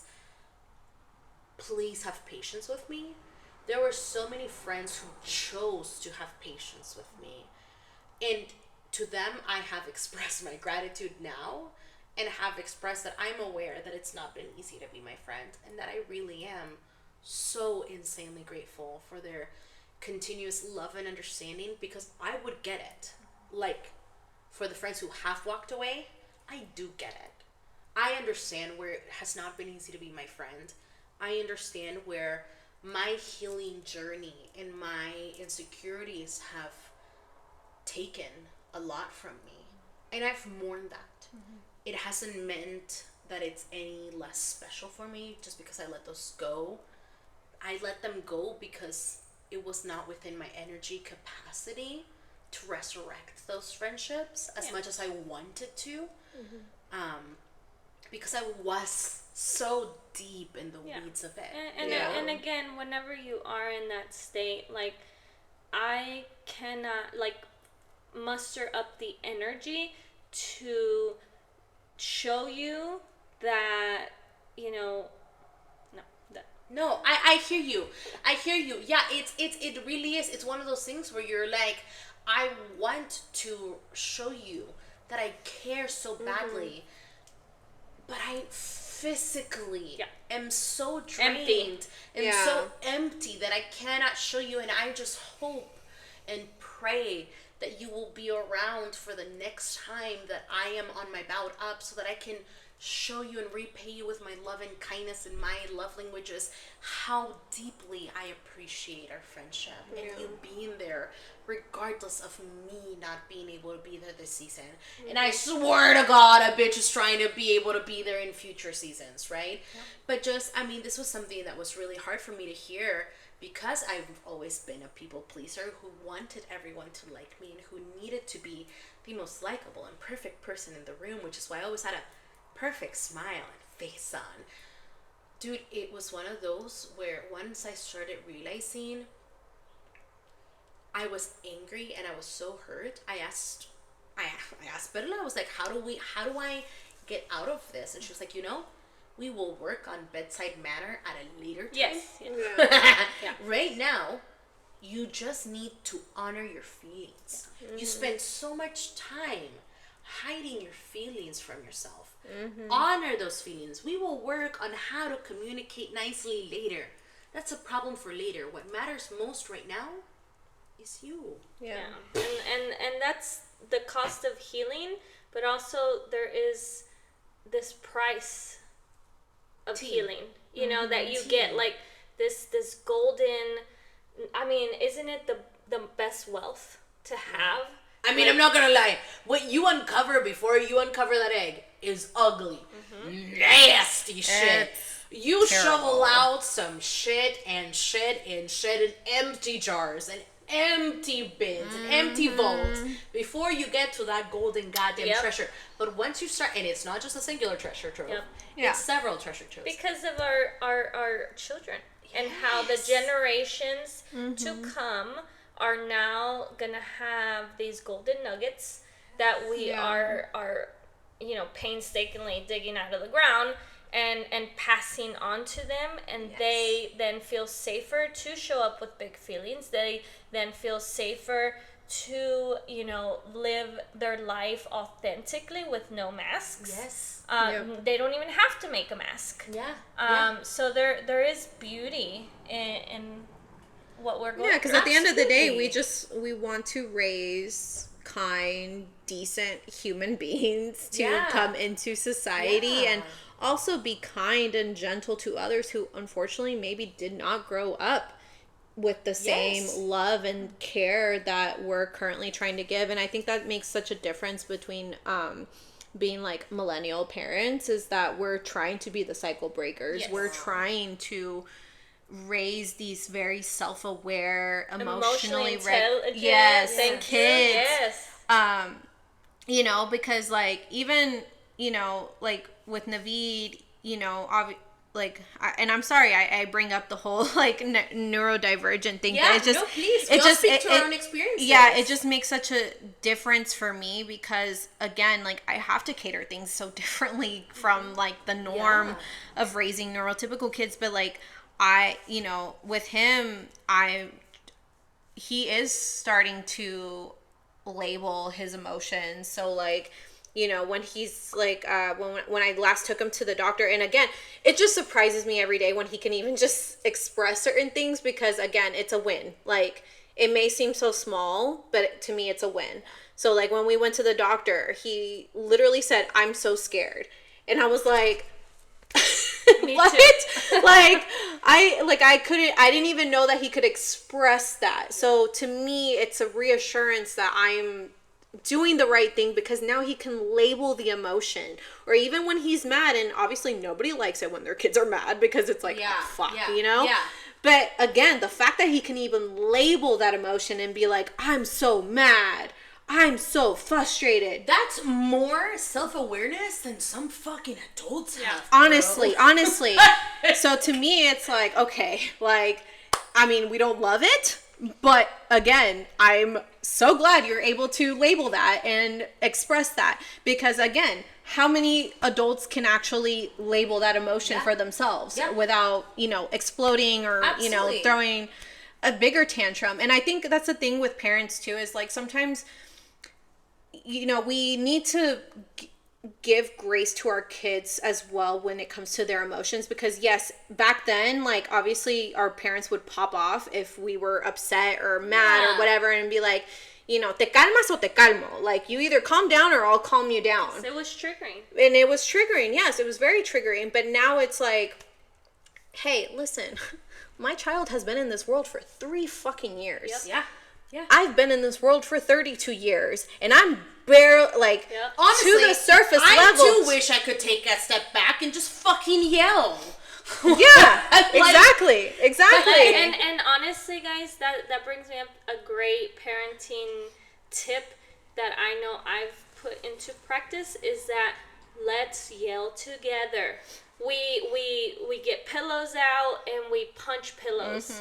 A healthy release. Yes. And like make it into play, right? Like Bluey, I know that very much is something that they do within their episodes, and they do a lot of play. And like, okay, so we have big emotions, we have rage and anger, and let's punch a pillow. Let's find ways to release it in healthy manners. Let's acknowledge the fact that these emotions are not inherently evil. They do not make us bad people. They do not make us evil people. They do not make us bad kids. We're allowed to be mad. We're allowed to be frustrated.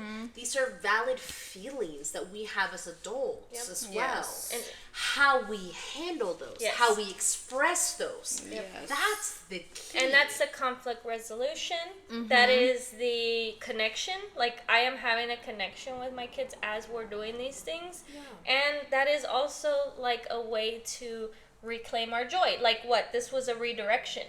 Yes, exactly. Emotion redirection. So, like, you know, when my kid has tantrums or meltdowns, and sometimes you can't pinpoint what it is. What's bugging you? It could be, hey, my tummy hurts, or something just does not feel right. Or the cup was the wrong cup. Exactly. It can be literally anything. And sometimes if I cannot pinpoint what the problem is, I have my own little game, like, you know, like, if he's expressing anger, like, I'm mad, I'll be like, so mad, like, you know, like, let's, like, get it out, release, you know, or even if he's having a meltdown and I literally cannot figure out what the fuck to make him happy, we have our little tickle game. So, like, I'll grab him and I'll hold him tight because he loves, like, sensory, like, pressure, and because he wants a weighted blanket. Go on. Yes, exactly. And I hold him tight, and then I do the little, like, I'm a little tickle monster, and I just, like, tickle him, and he just starts giggling, and I do that over and over again until he's, like, finally calmed down. Exactly. And then we fall into joy. So, again, it's, like, finding those moments where you can connect and play for emotional regulation, for connection. Like, I feel like that's what brings such benefit to our kids, because then they grow up and see, like, I'm feeling a certain way. If I need to release somehow, I can either do it by sensory, or maybe I need to connect with someone. I know my daughter sings. Yeah. And see, it's so crazy that you say that, because I didn't know for the longest time that something like that would break me out of that, right? And as I've been living with my parents without children, very much back in a child position myself. With my husband seeing the dynamic, I've realized he will start playing and joking around and tickling me and all those things, and it brings me out of a funk so quickly. And I have struggled to, because he's asked me for, what do you need in these moments? I don't know. We don't know until we try. So let's be curious as we continue forth in healing. Let's try this today. Let's try that today. But again, until it might not work, but we lose nothing trying. In fact, we gain something. More respect for ourselves because we attempted to honor ourselves. Absolutely. I just think that's absolutely beautiful. And ultimately, I feel like, I don't know. What are your, you know what I think doesn't matter. You're the expert here, Ursula. What are your parting thoughts for someone wanting to honor their inner child while raising theirs? Well, first of all, is that give yourself permission. And if you can't do that for you, I give you permission today. I love that. I give you permission today to go on this journey. It will be rough. I am here. We are here. We have a community for you and resources to go on this journey. It will not be easy, but it's so worth it. And you are worth it. That's where we first need to do is look at us. Are worth it. Look at us. Look at us. You're worth it. You're worth it. We're gonna fight you and throat punch you if you say you're not. You're worth it. I'm more gentle. I will give cuddles and hugs. We're over here being threatening, like as Ursula's like holding her stuffed animal, like please don't hit me. everything is safe. So there's two kinds of kids in the playground. Yes. But that's what it is. Let's come back to ourselves. Let's reconnect with our inner child, our inner Mija, as I like to say. Register trademark. She's like, and that's on a trademark. That she worked so hard for. Can we have a round of applause, please, for Miss Ursula Rodriguez and how hard this bitch worked to trademark her own shit? Because boss bitch. But that's what happens. So we go on this journey. And then we start realizing our dreams, and it's little by little, it's steps, it's just loving on ourselves. What a dream. What a dream as a child, to get attention, to get love, to get a hug, whatever it is. Let's start slow. let's just start. And how to honor ourselves is by just remembering that we're worth it. Keep, pushing down that inner critic as it quickly comes up. We will then fight back, right? We're going to give it some kind words. We're going to redirect it, and then we're going to continue on the path, whether that looks like therapy, that looks like connecting with, your faith, connecting with your spirituality, whatever modality you choose, that is okay. Just go on the journey for yourself and just see what beauty it is going to bring to your children. Because something as basic as me teaching my daughter it's okay to be different, it has translated now as she has gotten older to, hey, mommy, it's okay that my friend has darker skin. She is, my friend, and that is okay. Look at the emotional intelligence, look at the society, empathy. look at this, like how society can benefit from you. Yes. Modeling to those around you. You honestly, you don't even need to have kids, as and I respect that, and I applaud those who choose that path. I also applaud those that choose the path of children, because we all have our path, and I wouldn't be healing had I not gone on my path as a mother. And I would not be healing if I had gone on mine. So you are all, worthy of this, and, hey, connect with me, join me on Support System of Mujeres chat, connect with me one-on-one. I am starting a community called Inner Mija Circle that is, for 2026, there will be monthly connection calls that actually connect with my affirmation deck that I launched. Come in a Discord very, very soon. Yeah. So, this community is about connecting with others, building community, and, giving ourselves that time of day. You deserve it. You do. Even if it's 5 minutes, 10 minutes, 30 minutes, it builds up. So, I wish you well on your journey. Cries. All right. Well, with all the noise in the world, it is so important for our mental health that we find those jewels that help sprinkle some joy into our lives. Ursula, what is your sprinkle of joy for the week? Okay. Well, mine was a milestone moment for myself, my business, Inner Mija merch. I got my first wholesale order.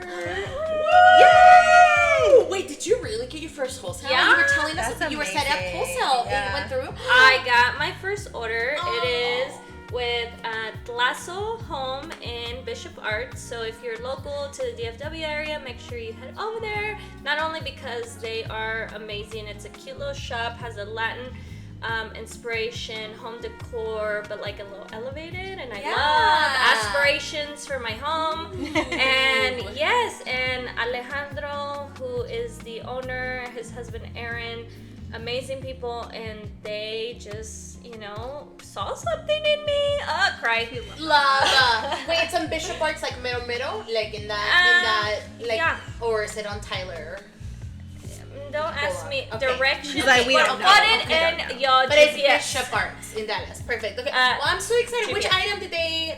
So they wholesale? picked up the ceramic heart mercadito bags. So there will be a selection of those. Do you mean these? This. Do you mean?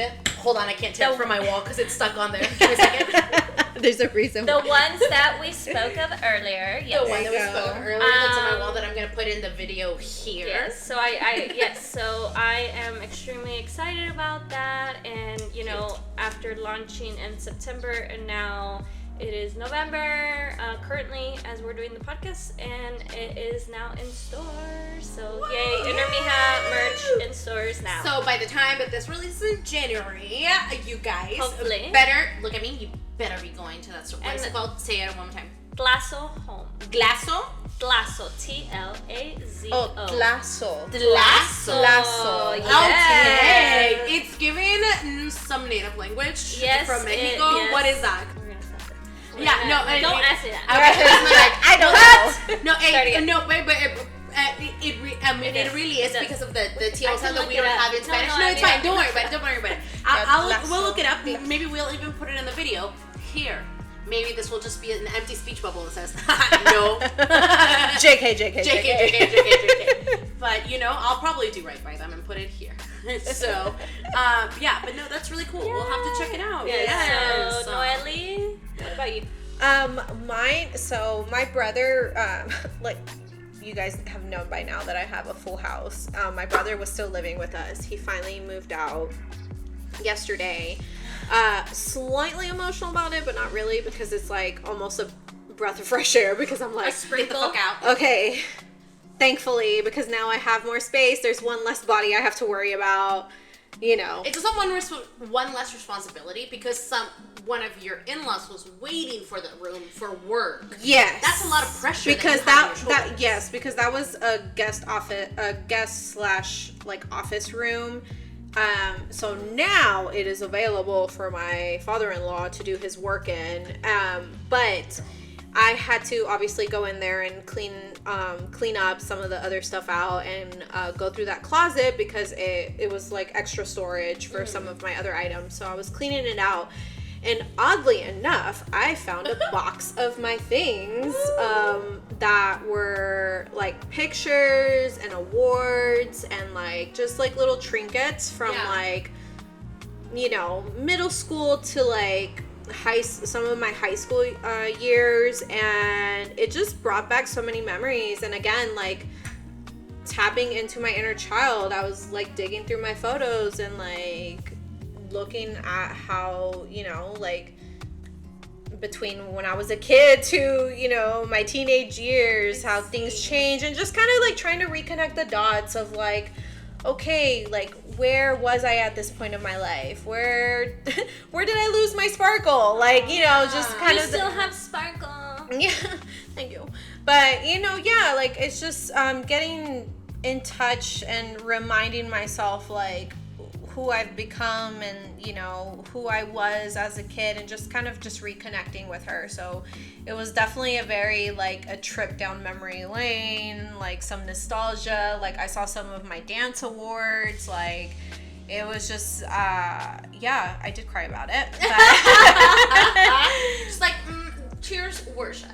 Yeah, so but it was just amazing, because I was just like, wow, I do have some things that I stored away that were very tucked away, and now they're coming back out, so I'm excited. The perfect moment. Yeah, so I'm excited to kind of like tune back in and just like dig through more stuff and see what else comes up. It may not be pretty, but so, and I feel like that's why I was kind of inspired to wear my hoops, because I was a big hoop girl through middle school and high school years. So I was like, let me bring the hoops back. Yes, bitch. I'm not gonna lie, you walked in and I was like, bitch and her baddie friends. Okay? Like, yes. Not only the hoop, but she had on this gloss this morning. Bitch, she came in and I was like, is your lip gloss popping? Is your lip gloss cool? All the boys keep talking. They be chasing you after school. Hey, listen. When I walked out of Lala Cafe, I got like 2 or 3 honks. Oh. And she did. Off Camp Bluey. So I was like, stop it, you guys. Continue. It was like that one sound is like, ladies. Yes. Ladies, calm down. I'm obsessed. So I had a little that. boost of, confidence this morning. Play it good. I love that for you, as you should. Thank you. Yes, What about you? Sprinkle? I continue to exist. That is enough. Is just existing. No. My nephew turned 14 this week. I know. Crazy. It was absolutely wild. It was really nice to get to just spend time with him. He came through actually on our last recording and hung out with us, and that was really nice. And it's just, I don't know, it's been a calm week. There hasn't been a whole lot going on, which is honestly probably what I needed. I needed some rest. Yep. I'm really bad now that I'm expecting myself to work 24/7 to actually also take a weekend or a day off because we work on the weekends. So I don't. But it's been, it was nice to have my nephew's birthday this week and see him. And I'd lie. I love my nephew. I do. It brought me a lot of joy to see him turn 14, and it's gonna bring me joy to see him turn 15 and 16 and everything else. But my real sprinkle of joy, is that I got tickets to an ATEEZ virtual reality concert. There you go. There you go. And serendipitously, it's on my birthday weekend. Oh, yeah. Perfect. Yeah, so I was gonna do a weekend away at a cabin for my birthday. So JK. Now instead I'm gonna do a staycation in Dallas because I saw that they were. I mean, I've been paying attention to this concert for a minute, and when I saw that they released it yesterday morning, which was also when I was getting ready for my nephew's birthday, which is why they're like both on my mind. When I saw that they were getting that they were happening, the concert was happening my birthday weekend, I was like, no brainer. Like, this is one of my favorite K-pop groups. I want to go see them. It's gonna be a second before I can see them live, because that shit is hundreds of dollars to go see them live. And this was $45, so I was like, sold. So I bet just gonna get to go buy a light stick which I was like, I can't wait to buy the light stick. And my husband looked at the light stick that he bought for my last concert. He was like, is that not a light stick? He's like, another one? Yeah, and I was like, that's for a different group, bro. Like, please, you're such a noob. Like, and so yeah, so I'm excited. I'm excited for my birthday. I'm happy about Matthew's birthday. That's the deal. There you go. Beautiful. You know, little things in life. Yeah. Y'all, thank you so much for joining us today. And a huge thank you to Ursula for coming back. No, thank you. I'll see you next season. And Will, Absolutely. thank you. I'm glad you know that you've resigned yourself to the fact that we will be asking you to come I've been voluntold again. Yeah. Well, next season is struggling with labels. Oh. So that it'll be right up your alley as well. Fun. See, we just can't live without you. No. That's Exactly. the tea. Yes. That's the tea. Ursula, could you tell the listeners where they can connect with you? Yes. So I mainly connect on Instagram at Soleil Vida Studio. That's SOLEIL Vida VIDA Studio STUDIO. I did good. Woohoo! Woo! And is this the same on Discord as well? Is that where they can find the server for chats and for the community as well? I'm building that as well, and so by the time this releases, yes, find me on Discord as I am building the community. But yeah, so also website and a shop on Spotify. I even started Pinterest, porque why not? And yes. my wholesale is on Faire, FAIRE. So, I know Make them. sure to check out our bestie at least on Instagram. If you don't, we'll Yes. fight you. I'll laugh. Give her a follow.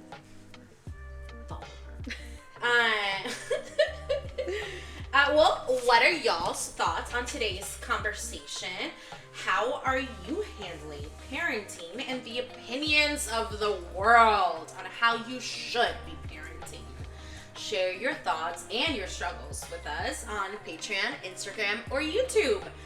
Patreon subscribers not only get an exclusive chat to yap with us about this episode, but they also receive exclusive early access to the video episode. Videos are released on YouTube the week after the episode airs, but you can catch this episode now on our Patreon. Not to mention, of course, the snail mail, the exclusive wallpapers drawn by yours truly, or so many of the other perks. Even free members get exclusive perks not available anywhere else, like BTS blog posts and an opportunity to submit questions to our upcoming mini-series, Ask-a-Frahnd. Ooh. I know.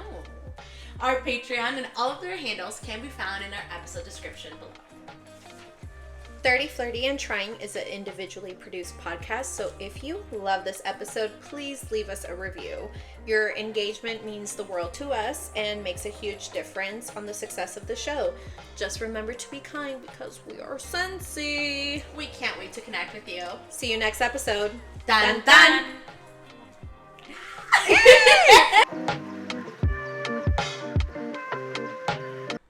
Oh, did I get it on my chin?